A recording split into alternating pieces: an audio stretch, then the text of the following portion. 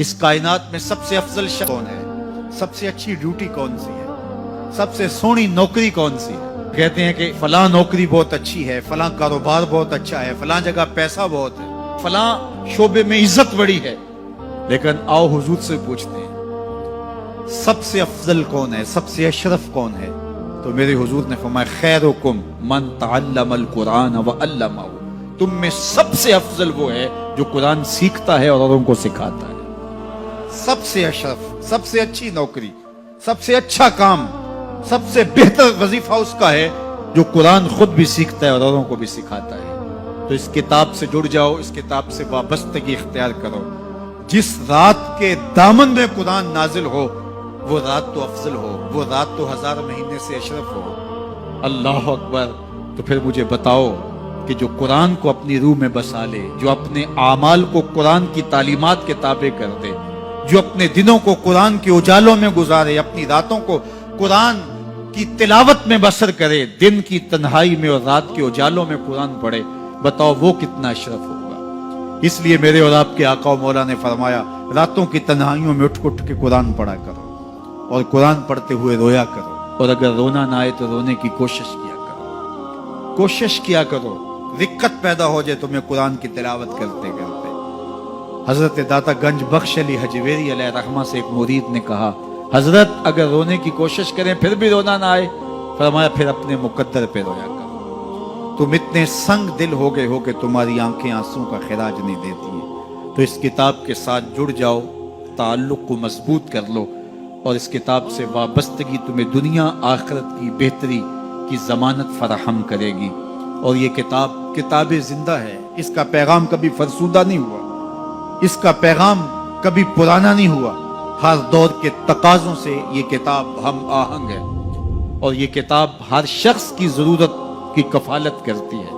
اور پھر اللہ نے اس کو اتنا آسان کیا ہے، اتنا جامع بنایا ہے کہ ہر طبقہ زندگی کے شخص کے لیے قرآن کافی ہے، ہر شخص کی ضرورت کا کفیل ہے.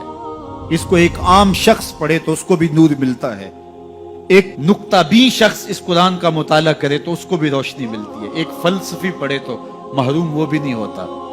جو بھی اس قرآن سے پڑھے، دیکھیے کچھ کتابیں ایسی ہوتی ہیں وہ بچوں والی ہوتی ہیں، جو پڑھے لکھے لوگ ہیں ان کی کوئی دلچسپی وہاں نہیں ہوتا، الف انار اور بے بکری میں انہیں کوئی دلچسپی نہیں ہوتی.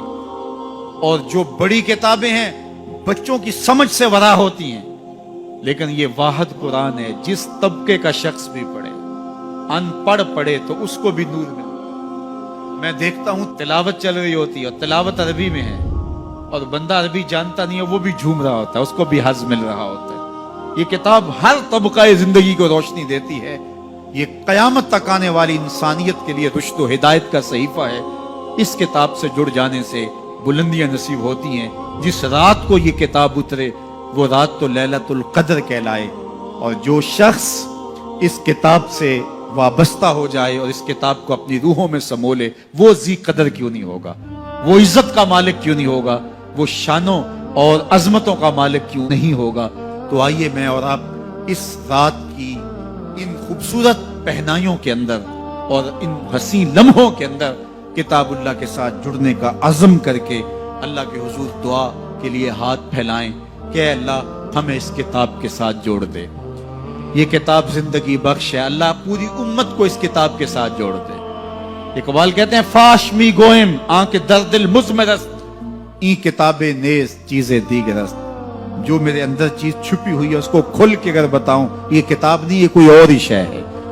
یہ زندگی بدل شے ہے، یہ حیات ساز کتاب ہے، یہ زندگی کو روشنی اور اجالوں سے بھر دینے والی کتاب ہے، یہ پستیوں سے اٹھا کے بلندیوں تک پہنچانے والی کتاب ہے. اس کا حرف حرف روشنی ہے، اس کا لفظ لفظ اجالا ہے.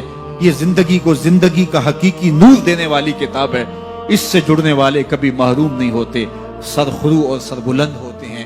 اللہ ہمیں اس کتاب رحمت سے جڑنے کی اور جڑے رہنے کی توفیق عطا فرما، اور اس امت کو اس کتاب کے ساتھ وابستگی اللہ نصیب کرے.